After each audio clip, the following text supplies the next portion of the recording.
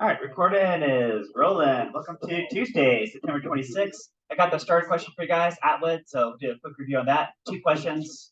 What's the, say, downward acceleration of a large block? What's the tension connecting string? It's got a few Polyhewitt demos lined up for you guys. Yesterday, I debriefed AP classroom with you guys. We had like 4 or 5 questions left, so we'll go ahead and knock those out. And we'll continue on the chapter 4 puzzles. I think we're like in the middle of a problem, how to do like a ball rebounding off the ground. Right. Oh, there we go. Recording resume. Right, so you guys remember Dynamics quiz is due on Monday. All right, so chapter 4 puzzles Friday, Dynamics quiz Monday. Guys, on Friday, can you guys bring your laptops on Friday? Laptops on Friday? Right. It's either something you do every day. All right, there's the spirit. Or if you don't bring it every day, maybe put that in your planner. So here's the thing with that. Our school is participating in this program called VIMSI, has been for a couple of years, and they want students to take this test like at the beginning and at the end of the year. So this evolved like with AP classes and AP teachers. Yeah. All right, nice. Yeah. So if you guys are taking some other AP classes, some of your other AP teachers might also have you do something similar like this. They want you to take a test at the beginning, at the end. So it's a math kind of testing. Anyway, so we'll reserve Friday for that. You might knock it out all on Friday, and then yeah, we'll just take Friday to do that then. All right. Let's do this Atwood right here. So here, maybe a little bit more context. Maybe you're holding this pulley in place, right? Holding this pulley in place. Now we're not so much interested in the string that you're holding it with, right? And let's say the pulley is massless and frictionless. Sometimes those details are spelled out, but if not, it's normal, like simplifying assumptions in class. Okay. Did anybody solve what's the acceleration? Anybody solve that? Isn't it just the one formula? True. Yeah, you can just pop this all into a formula and get it. That'd be like 60 divided by 8. All right. Ooh, yeah. Right. Yeah, I think you got it. All right. Here else a shot on this. Yeah. Right. You guys remember this poster right here, which is over there hanging on the wall? Right. So a couple of ways to approach this. One way is you could do free body diagram on that guy, free body diagram on that guy. All right. And then set up Newton's second law of motion for each one. Right? And then you have a system of equations. You would know the masses and you would know the gravity field, or normally you know those things, right? And you would not immediately know what is the, say like the acceleration, one's accelerating down, one up, and what is the connecting tension force, right? So what is this A and what is this F sub T, the tension force, right? So that'd be 2 equations, 2 unknowns, and you could solve it with system of equations that way, right? But the way that I normally take students through it, and I'll walk you guys through it here, is to look at it from a systems point of view, right? So from a macro point of view, do Newton's second law of motion as it applies to the whole system, right? And then we'll solve it from there. Yeah, so you're right. This is what he said. If you take the difference in weights, because these 2 weights are acting as external forces that's driving the system. From a systems point of view, the tension force is only holding everything together. So that's an internal force. So you can skip right by it. Right. We got this competition, clockwise versus counterclockwise here, these 2 weights. Acting on how much inertia? Oh, well, the sum of the masses. So let's go ahead and do it. So we got, see, 7 kilograms weighs how many newtons? 70 newtons, you guys were thinking, right? 70 newtons, right? Versus 1 kilogram weighs how much? 10 newtons, right? And that's acting on 7 kg plus 1 kg. Okay, so see, I'm subtracting the forces because that has something to do with vectors and repeating directions, but I'm adding the masses because that's a scalar quantity, right? Just all that's up. Right? Well, I meant to ask you guys before I started plugging and chugging. With this acceleration on a scale of 0 to g, be somewhere closer to 0 or somewhere closer to g. G is like pure free fall. Be a lot closer to what? A lot closer to g, right? Because these masses are so different from each other, right? Okay. If they were close, like 4 versus 5 kilograms, it's probably not accelerating very much. Right? If they're a lot different, it's probably closer to free fall. So what do we got here? We got 60 newtons acting on 8 kilograms. Right, 60 on 8. Okay. So that's like 7.5 meters per second squared. Yeah. On a scale of 0 to g, where g is about 10 meters per second squared, it's a lot closer to pure free fall. Right? That makes sense, right? Okay.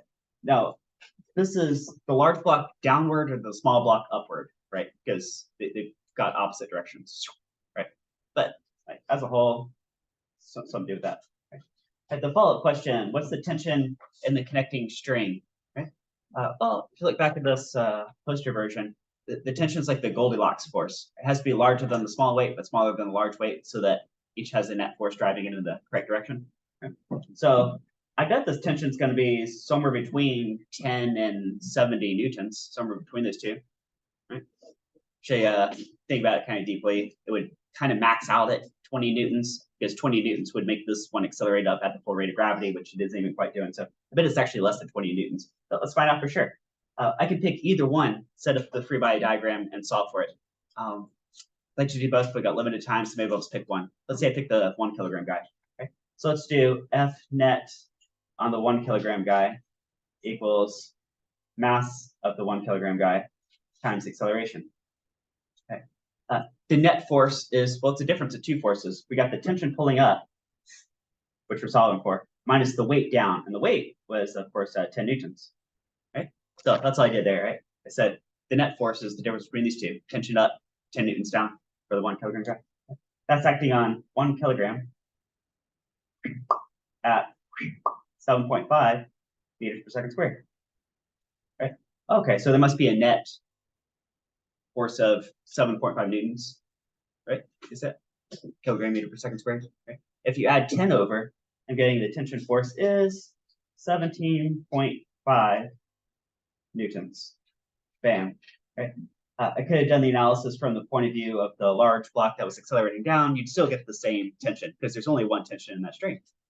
Right? Right, you guys get that? Right. We've done some of those. Can talk more about that. That's just a quick review right there. So let's move on to the next thing. Switch my screen over. Let's do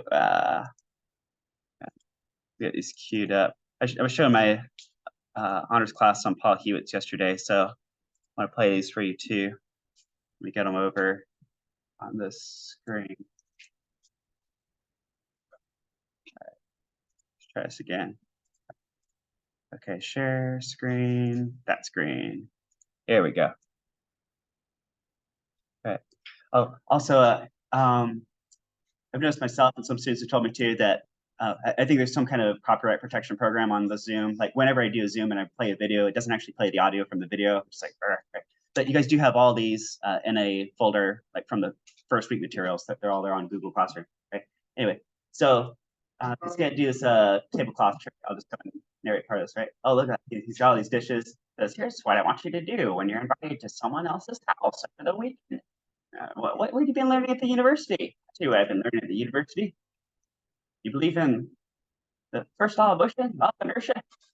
This object at rest in a state at rest, right? First part of that.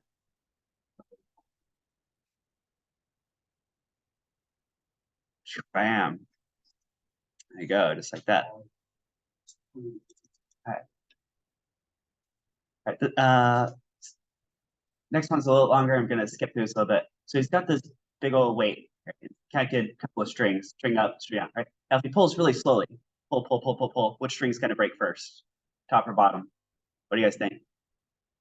If he pulls real slow, right? He draws a diagram. Let's skip forward a little bit. Okay. Do you guys think that as he's pulling, the tension force applies to both due to his pulling, but the weight of the ball also is going to add tension to the top string, but not the bottom string, which is going to make the top string break, probably, right? Let's see if it does. This is top string. It was the top string that breaks, right? Now he's going to go back and restart this. He's going to do something a little different, right? He says, what if I whip it real fast? Let's see.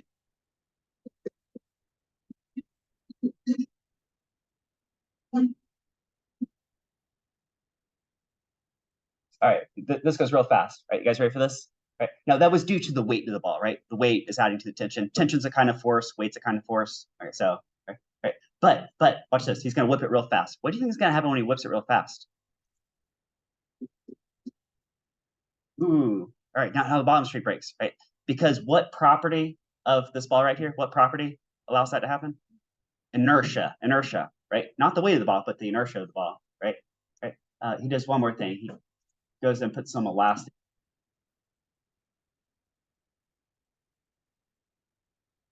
Right. See, if he does it really slow, that force transfers. But if he whips it real fast,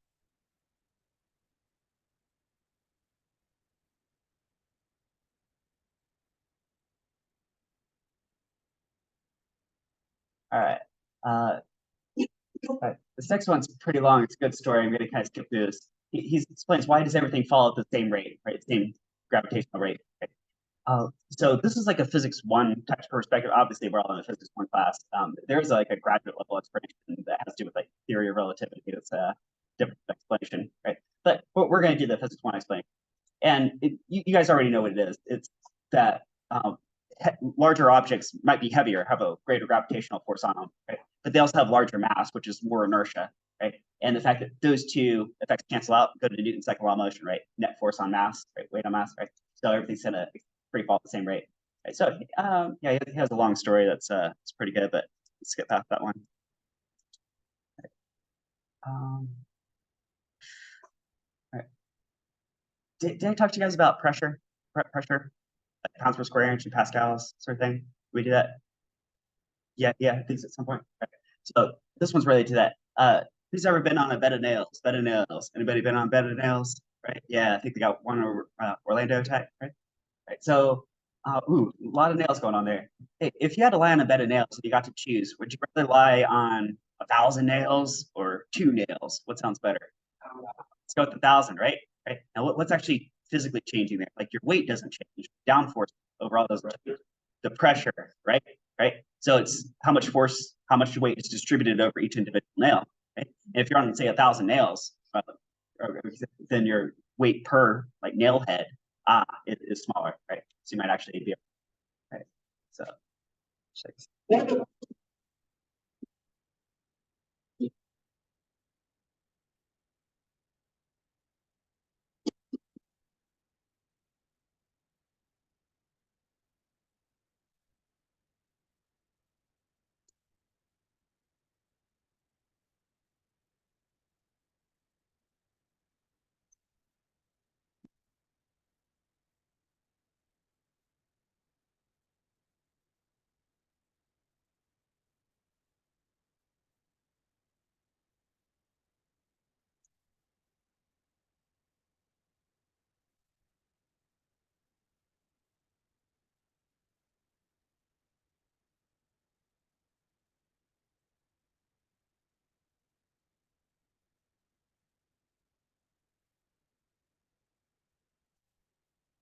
yeah.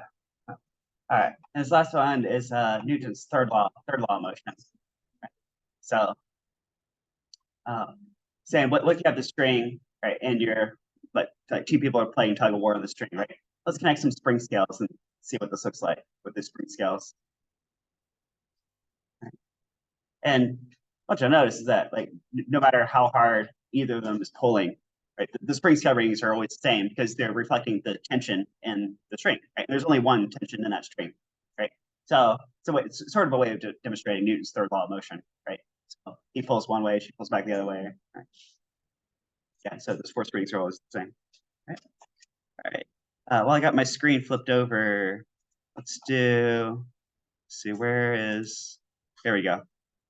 I got this queued up. All right. So Google Classroom. Oh, if you look, oh, hold on, that's not the one. Where'd it go? All right, this is like way later stuff. It's somewhere in here though. All right, this is what I'm doing with my honor students in like May. Okay, here's what applies to you guys. All right, so if you look for first week materials, there's a couple of files that's like all these physics posters hanging in the room. This is from like April, May type stuff. Right, so for fundamental forces, because yesterday, about the time when the bell was ringing, there was this question of like, what do they mean by like electromagnetic force or something? Like if you push on something or hold something, what's that about? It's like, oh yeah, okay, I do have to cover this with you guys. So they're considered to be these 4 categories of forces that drive everything in the universe. And for this class, we really only care about these top 2 up here, right? So anything that's gravitationally attracting, okay, is like gravity force, right? So the Earth and the Moon, gravitational force. You have a weight, the Earth is pulling down, right? Free fall, all that kind of stuff, gravitational force, right? Right. If any kind of force is not a gravitational related force in this class, it's probably under this umbrella of something that's electromagnetic, right? Obviously, electricity and magnetism is electromagnetic, right? But really, like chemistry, all contact forces, a tension in a string, isn't that just like the chemistry of like bonds holding together, right? So if you pull the string too much tension, maybe something's going to break. How about a normal force, right? you put an object on a table and the table holds up that object, right? If you get down to it, it's really just like electrons pushing against electrons, right? Atoms against atoms. That's a form of electromagnetism. How about friction force, like this dragging type force, right? Well, electrons against electrons, right? So yeah, these top two we really care about. Now, if you get to like graduate level physics, you might get to these bottom two forces. They're considered to be these nuclear forces that will help govern the structure of the atom. Like, why do all the protons hang out in the nucleus together? Right? It makes no sense from an EM point of view. Right? Okay, so we got this called like strong and weak nuclear forces. Right? Weak nuclear force has to do with like radioactive decay. Did read an article about a year or two ago that was, I think over at Fermilab, they found like some neutrino interaction that was not fully explained by these four. So there might be more than those four out there, but most physics textbooks have like those four listed as fundamental forces. Right? All right, let's finish that AP Classroom. AP Classroom.